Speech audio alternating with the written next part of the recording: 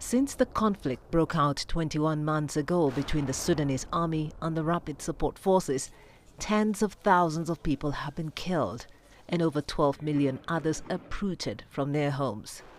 More than half the population is experiencing extreme hunger. The U.S. has sanctioned the leaders of both sides.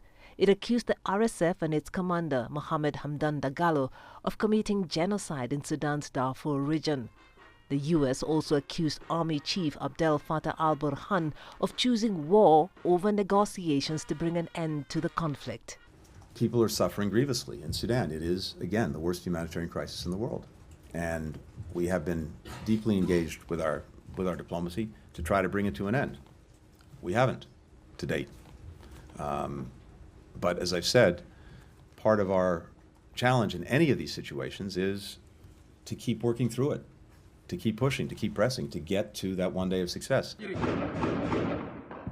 The sanctions imposed on the warring generals freezes their U.S. assets and generally bars Americans from dealing with them.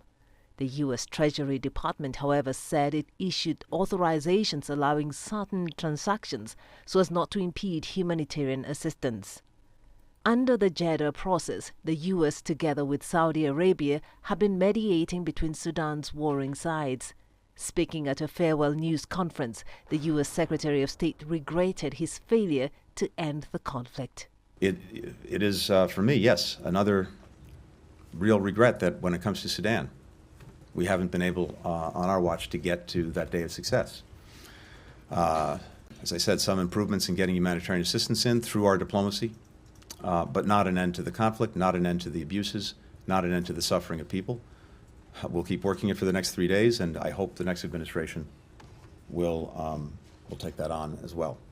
In a statement, the Sudanese Foreign Ministry said the sanctions imposed on the army chief expressed confusion and a weak sense of justice, insisting Burhan was defending the Sudanese people against a genocidal plot. Joy Kiruki Juma, CGTN. To better understand what the sanctions mean for Sudan, we're joined by Dr. Hassan Kanenje, Director at the Horn Institute for Strategic Studies here in Nairobi. Thank you so much for joining us. What is your take on the decision by the U.S. to impose these sanctions on the Sudanese generals? And do you think that they're likely to push for them to opt for talks with the RSF?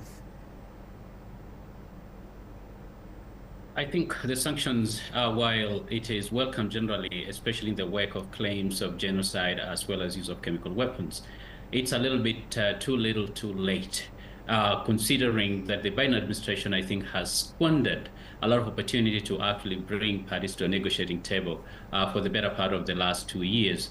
And for this to happen at this hour is going to have little effect, in part because there's just not sufficient framework to be able to move actually the parties to a negotiation right now.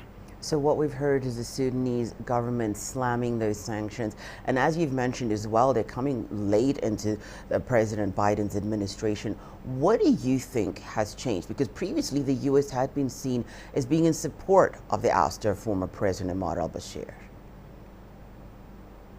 Nothing much has actually changed. I think it's a sense of embarrassment that the Biden administration feels that they've been unable to do anything substantive in a way that can move the conflicting parties in Sudan to a negotiating place. And so, as a part of a way to save the legacy of the Biden administration, they want to demonstrate they've been able to do something. Now, we're not saying this is not going to have an impact because it's going to restrict the ability of these parties to do certain things, especially if the new Trump administration perhaps follows through with this kind of sanctions. But to the extent that things have changed on the ground, actually things have gotten worse.